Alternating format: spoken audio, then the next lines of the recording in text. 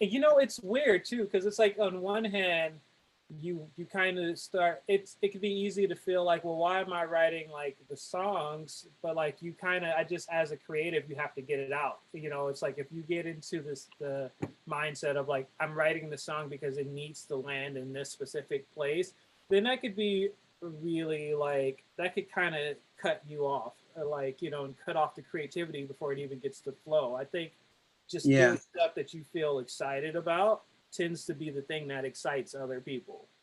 absolutely. Yeah. Absolutely. And it's like, and and here's the other thing I wanted to ask you about songwriting. When you're writing, when like, let me ask you this: when you're writing, do you just wake up in the morning and hear something, or do you have to be like, or does it like just like sometimes for me, like as a songwriter, I'd be cleaning my kitchen or something, and like an idea of a melody will come in my head, and I'll run and get my phone, and I'll sing the idea into my phone, whether it's a chord progression or it's an actual melody, or maybe a title for a Mm-hmm. song title. Mm-hmm. I'll just say to my phone, and then like a couple. But like I noticed, like last week, I wrote something, and every word of it flowed out of my mouth, and like Yeah. I didn't even it just came out of me, and I was like dictating it from somewhere else, like a radar. It was so Yeah. weird. And like that'll happen to me on occasion, but like for you, like, do you hear melodies first? Do you hear lyrics first? Do you hear the music first, or do you hear all of it? Yeah, I think I'm kind of similar in the sense that it's like there's always like a running tap of something, and then Mm-hmm. whatever comes out of the tap is different. Sometimes it is like the melody, or sometimes like you said, like if you're cleaning, it's like you know I'll have an idea. Occasionally, it sounds douchey, but like occasionally I do dream song ideas, and I haven't turned them into like I record them in my phone for later, Yeah. and then I'm like, I'll come back to this. But it's like that's not the common thing. That rarely is. It's a rare thing. Most of the time, I think it's Mm-hmm. like just being open to whatever it is, and then following through with it. Like I think for me, I very much have to put it in some kind of form. Like if it's just a voice memo or a note, or if I'm like in my setup, I can just play something in, Mm-hmm. and it actually, like when I used to work in the restaurant industry, it was hard for me sometimes because if I were like bussing a table or whatever, and then something, I don't know, clicked, I would like, I'd need to get off of the floor so that I can like sing this into my phone. But Yeah. I Yeah. also need to make sure table 20 has ketchup. Right. So Right. Right. I don't know, you know, it was like, but it always kind of just comes different ways. And I think the thing is, you know, when you practice doing something enough, I've never been a person who believes in like I have to wait for inspiration to strike in order to write. I feel like Right. when you practice doing it as a craft, then it's like you can put yourself in the position to like be inspired in that moment. And then like you said, sometimes it is there's different levels, right? So like sometimes it just comes out, and that's always nice when that happens too. It's so weird when that happens. You're just like, where is this coming from? Oh my God. Like, and you're like, don't question it. Just write it, Right. like, Right. or sing it like live in the mic, like I just throw a mic up sometimes and just like, sing. And then I'll just try to wrap chords around that melody or whatever, like, now when you write, with somebody in the room, Mm-hmm. and they're not known yet, but they're coming to you for production or maybe as a co-writer. Mm-hmm. Do you like ask them what kind of music they're inspired by, and then you guys listen to some of that, and then use that as a springboard to start to create things, or do you like to just like wipe the slate clean and start like with no preconception of anything? Yeah, you know, for me personally, I generally like in those situations because a Mm-hmm. lot of a lot of co-writes are very much like speed dating, and you're just like, oh, how Yeah. do we get to know each other right now? And when it Right. Right. happens, I like to just talk to them just from a human to human place first, maybe Mm-hmm. just ask how they're doing, what's been going on, then I'll probably ask like what kind of stuff they like to listen to in general. Yeah. If it's an artist and they're like doing a specific project, I might ask like what kind of things have you been working on. But generally, I don't like to do that as much because I feel like, sometimes in LA, I imagine it's the same in other places, but sometimes it can get douchey. Like, sometimes it feels like you're trying to, like, I've had it feel like people are trying to, like, validate, the session sometimes. Like, what are you working on? Like, show me what you're working on, kind of a thing. And it's like, Yeah. to avoid that energy, sometimes I'm just like, what do you want to do?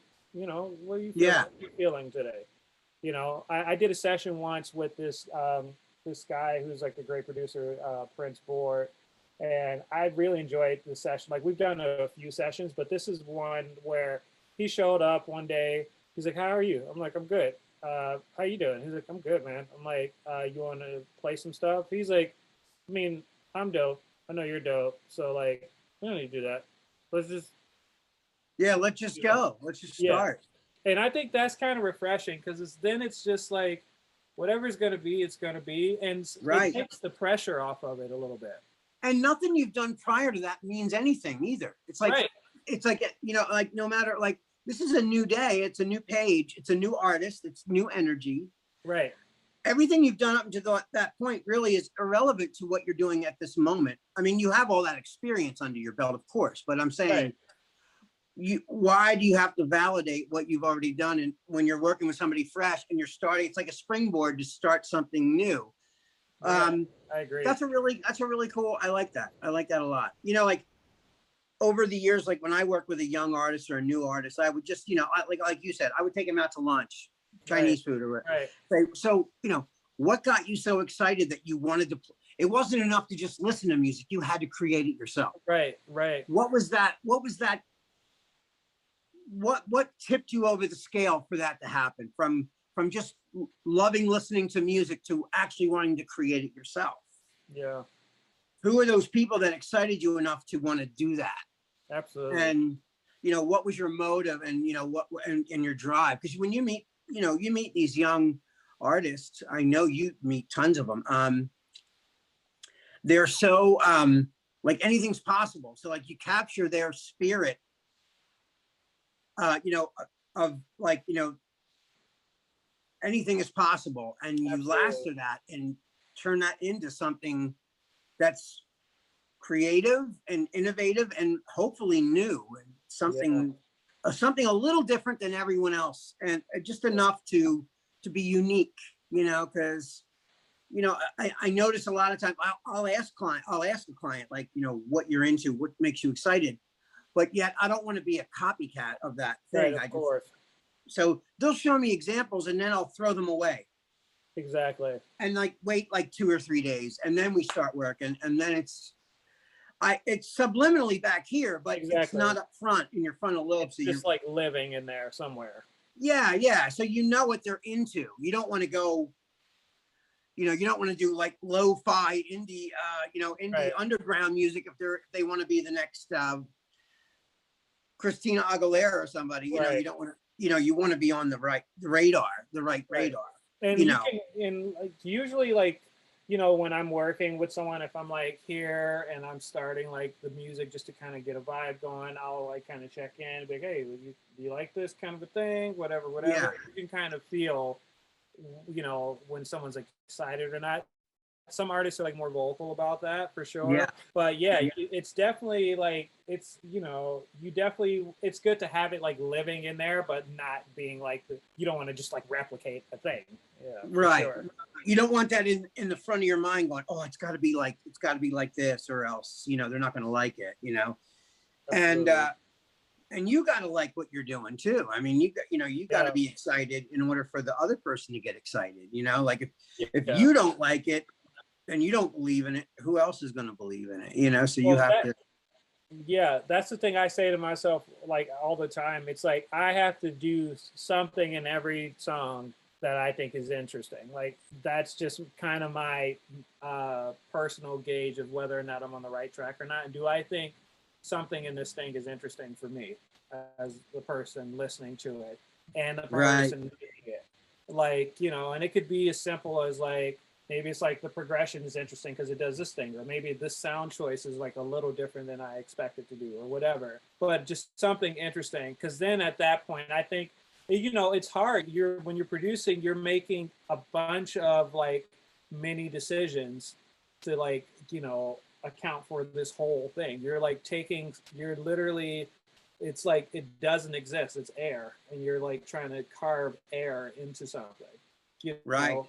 And it's like it takes a lot to get to a point where you trust your decision making. But you know, someone, I'm not gonna say the quote correctly, but like I Yeah. remember someone telling me it was like something about, you know, you as a creator,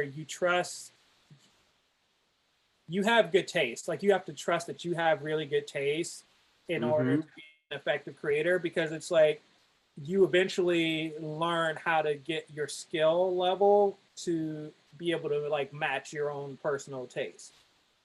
But I get it's that. like, but your taste kind of dictates like where the your output kind of how it forms and shapes. So it's like if you can trust that, like, hey, I know good music when I hear it. I know what a good record feels like, and a song Sure. that makes me want to be better, or makes me want to cry, or makes me want to like rage or whatever. I know what that feeling is.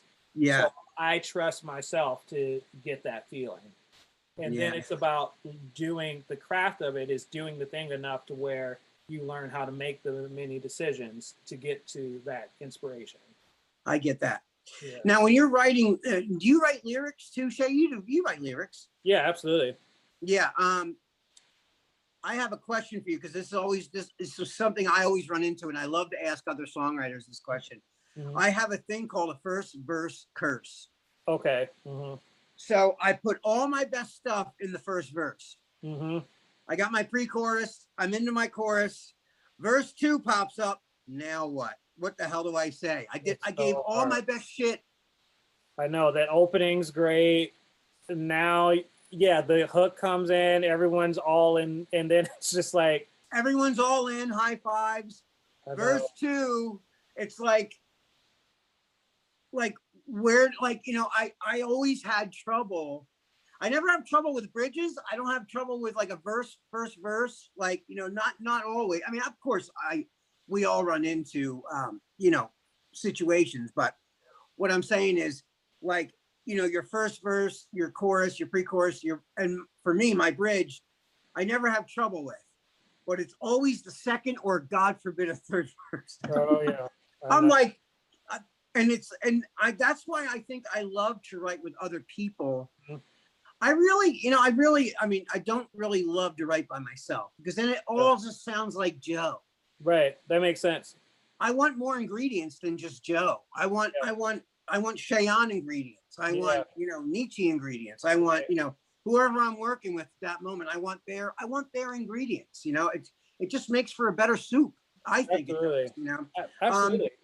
you know, and you know, like I used to years ago. I used to like love to sit down and write a song from the beginning to the end by myself, and then we would debate it later with like band members. Like, okay, what about this part or this part? But like later, as I became a producer myself and not as a band member or an artist myself, I think it's so much easier to delegate other people than to try to carry the whole damn freight by yourself. I just Yeah, think and I think there's strength in numbers, and I also think that it's just someone's going to come up with something that you didn't think of and just hit it, you know, like, yeah, so it's good to know that you get that same curse at the yeah. second verse, because It's the worst. it is the Yeah, I know. I mean, once in a while you'll hit pay dirt, you'll be like, okay, that'll work as a second verse. Not Yeah, as good as the first one, but you know, it'll work. yeah, I know. Sometimes it's like it's just thinking about like, okay, where does the story? Obviously, it's like where does the story go from here, or it's like, is there like a different perspective to whatever? It is always nice though when you have other co-writers. Like I'm a huge nerd in the whole thing, and I always think about like whenever you think of like the X-Men or like the Avengers or something, like everyone No, yeah, has their own powers that you use for different things. Like if you need someone to hold the perimeter, you get someone who's good at that. And it's the same with writing. Like maybe this person is really good rhythmically or whatever, and they're gonna approach it differently. And then maybe you think of the second verse completely different than you normally would have. Like absolutely. Yeah, I just really find it so refreshing to write with a group rather than just like, me by myself, or just even just with one other person. Because if you have different people that are really good at what they do, like you're bound to come up with something. You're bound to come up with something better than you would if you were just sitting in a room by yourself, staring at your computer or a blank screen or a blank piece of paper. It's like, absolutely. okay, come, Right.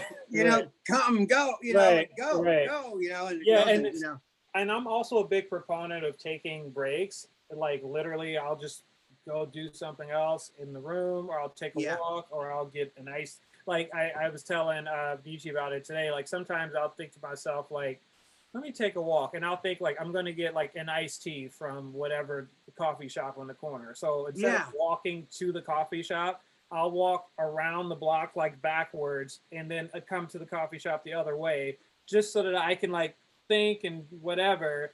The getting the tea is like the present for, it's the gift for the whatever. And literally like I probably, whatever problem I was trying to work through, I probably yeah. found a couple solutions just from stepping away from the thing for a little bit.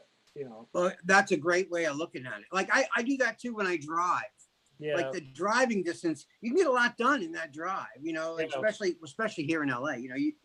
You're in traffic a lot, Yeah. so you can really think of things from the time you get from the place you left to your wherever it is you're going. You can work out a lot of stuff or make a lot of like you know notes on your phone, or whatever you're doing, try to work things out, or you're working on a song in your mind, or you have a session today and you're like, okay, we're gonna work, oh my god, there's a I thought of this cool key change, maybe they'll like it, maybe they won't. Yeah. So yeah, no, that's a really great way of doing it. You're like taking the opposite route just to switch things up. To try something else. Like, sometimes it's nice to do, it's easy to feel like to doubt yourself when you're in those moments and you're like, oh, Yeah, I must be terrible at what I do because this is taking so long. And then you have to remind yourself, like, this is the process. It'll be fine. Let me, like, it's kind of like when you can distract your brain with something else where it's still engaged, but it's mm-hmm. not the thing you're doing. The other thing you're doing can just run in the background. Now let me ask you this: what is your goal for right now in the immediate future that you would like to have happen in the next 2 years? Let's say 2 years. Yeah, I've been looking for the right publishing partner for a while, so it would be Mm-hmm. great to find that situation. But also, I'd like to have my like first like top 10 Billboard type of thing in the next. That would Yeah. be incredible. But also like really just working on more projects, doing like more singles for people, doing some more sync work because I've been doing some of that. But Okay.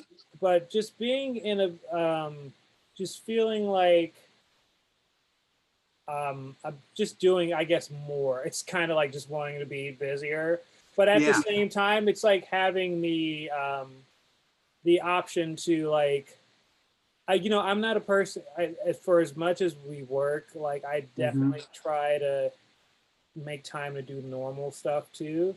So I think it's just feeling really good about the work that I do and knowing that it's like getting the opportunity to live is like the core of it. Yeah, I've noticed you seem a lot more like you're balancing your life more. I can feel that Yeah. in Yeah. you. Yeah. I can see it. Thank you. Right. Yeah, because you're so driven. You're very driven, and I mean, and that's a wonderful quality.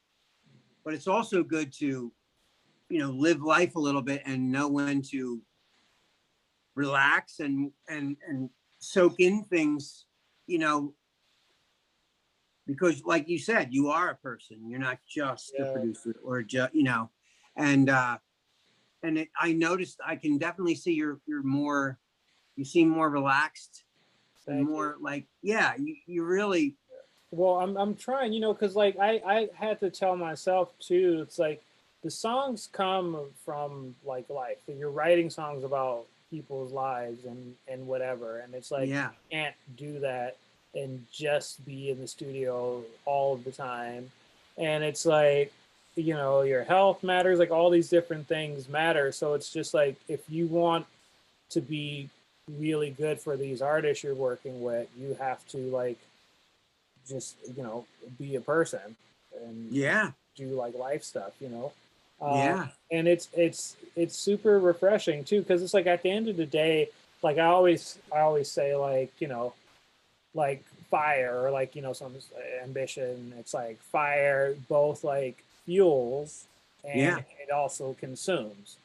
And it's like, you Great know, analogy. Great analogy. it does, like, and you can't like you can't be the person like burning yourself down, you know.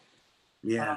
And sometimes, like, you know, life already can like throw curveballs and have like its challenges and this and that and the other. So it's just like, why not like live and like have, you know, beautiful moments with great people and this and that and the Yeah. other, and create content that like, you know, that like people love. Like you said, it's so nice when you can think about a song that you did and think like, oh, I was hanging out with these people and it was a great time. Like that's really what it's about, you know. It really is. I mean, that's like, you know, like at the end of the day, I mean, that's really what you're going to be left with is the memories of the things that you've done and the enjoyment that it brought you or the happiness it brought you. It's like it's beyond monetary value. It's just, you know, like uh you know, people on their deathbed don't think about the mansion that they have. They think about all the people that were in their life when they're laying there.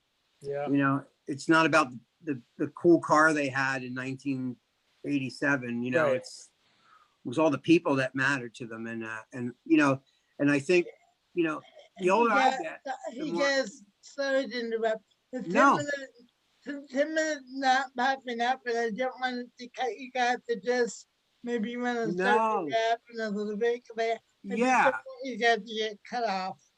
Okay, yeah, thank you. no. Thank you, Diana, for keeping the time because I'm getting lost in the time right now. Um,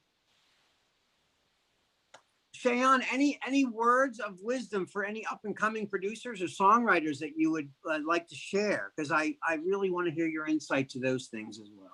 Yeah, absolutely. I think it's about trusting like the feeling that you have, you know, like there it like it really is something else to like take the leap from just being a person who likes to listen to music to being a person who wants to do it. And like the thing that we do is it's full of so many contradictions. It's like rewarding and challenging. It's both like exciting and scary. It's like all Mm, of these different things all of the time. It's like you are in a business of extremes, and but with that, there is also, you know, there's like a peace you can find knowing that as crazy as the decision to want to be a working producer songwriter mhm.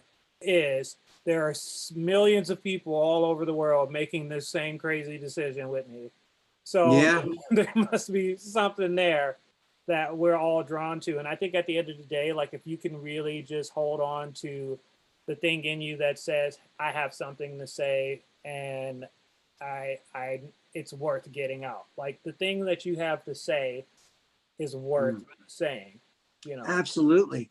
And even though like everyone's doing, there's a lot of people doing the same thing. It doesn't mean they're gonna their end result is going to be the same. And No, that's the beauty of it too. I mean, like, you know, are there 25 million pizza joints in the world? Yes. Are there right, some that you like better than others? Of course. But I right. mean, you're not going to put the kibosh on it just because there's 25 million pizza shops, you know. Oh And look, well, I there's guess like there's times when you want Joe's Pizza, and there's times when you want Domino's, and right, you just exactly. there's like there's space for you in the whole thing. And there's something, you know, and I love like learning about new producers and young kids, like these young kids coming up. They're incredible. Absolutely. Some of the people, I mean, they're incredible with what they're doing with music. And I mean, you know, here's me, 57 years old. I don't know how old are you, Shay? I'll be 33 next month. Well, Okay, July, in July. yeah. I mean, you're still super young. And you're making so much progress, and there's always something to learn from, I think, from everyone. And I think that's the beauty of, like, you never stop learning and never stop growing. And I'm always impressed with, like, I'm so impressed with everybody. I mean, I learn from you all the time. I learn from all these people that are around me, or that, who are in my universe, who I learn from consistently. And you can't ask for better than that. Like, everything around you, if you know how to look at it, they can all be your teachers, Absolutely.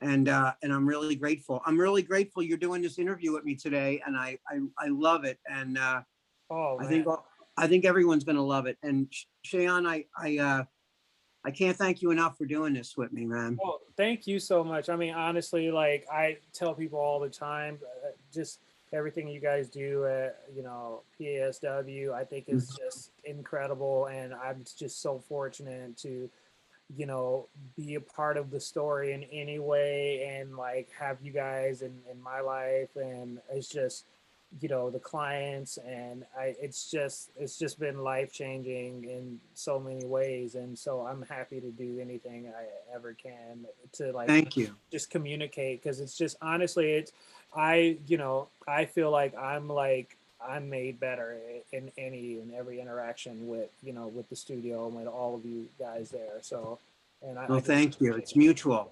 Yeah. You changed us too. So for the better. Yeah, that's it. Q Wicket.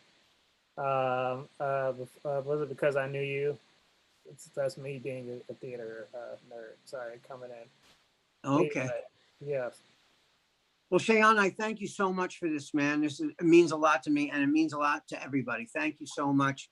You're a talented man. You're incredible, and your team, Jenga Productions. Those of you who are watching right now, if go on to Jenga Productions on their website, check them out, check out their roster, look at all the people they're working with.